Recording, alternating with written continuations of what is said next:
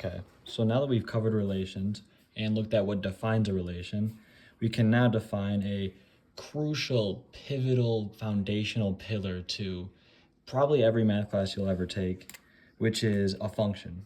And you want to get really good at knowing functions and how they behave, how you can define one, everything you can do with a function, because it is, the backbone of so many math classes, just understanding what a function is.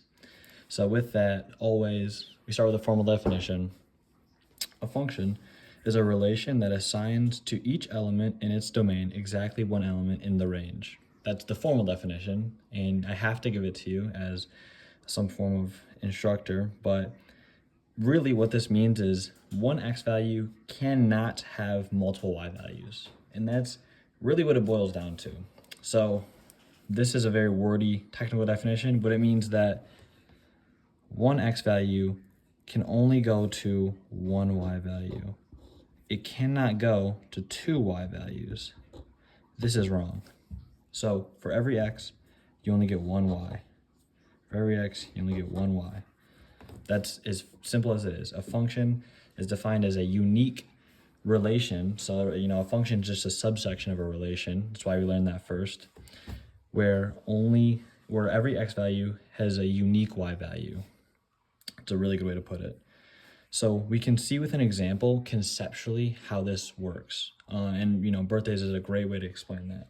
And so whether you like this fact or not, conceptually will make sense after this, hopefully.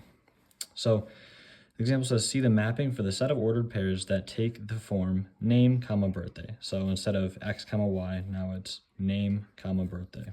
And so I'm going to define the relationship of names and birthdays for you, and then we'll go from there. So Josh, just like x goes to y, Josh will have a birthday September 8th. Natalie will have a birthday of January 3rd. Vu will have a birthday of July 14th. Sorry, that should be pointing more at July 14th. Jay will have a birthday of December 1st. And David will have a birthday of September 8th. Now this is a perfect example because in the real world, you know that you can only be born on one day. No matter, what, you are always only born on one day. And so every person can only map to one birthday. Now, what people get tripped up on sometimes is they take this and they reverse it. And they think that only one y value can go to one x value, or, a y value is exclusive to an x value.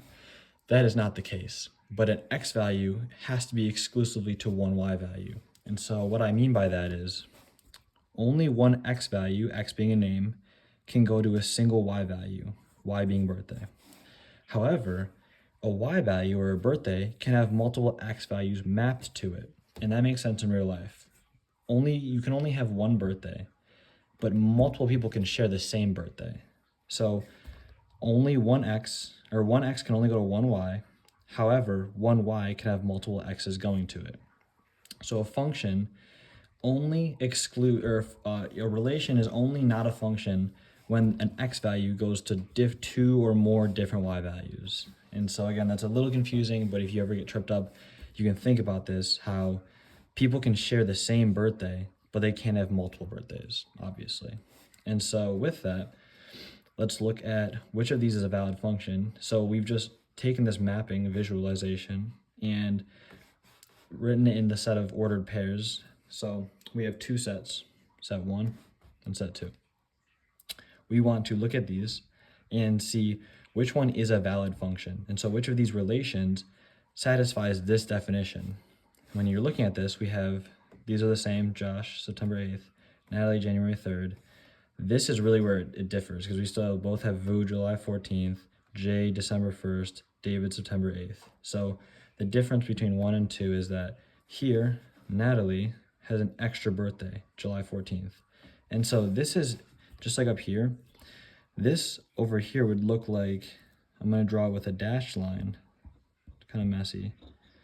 But this would look like Natalie having a mapping to January 3rd, but also a mapping to July 14th. And we know that cannot happen. And so down here, we know that Natalie cannot have a birthday of January 3rd and a birthday of July 14th. So, my bad.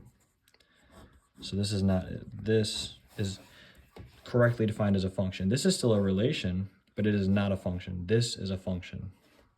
And so a set of rules when looking, you're gonna see a lot of different kinds of visualizations and ways to represent a function or a relation.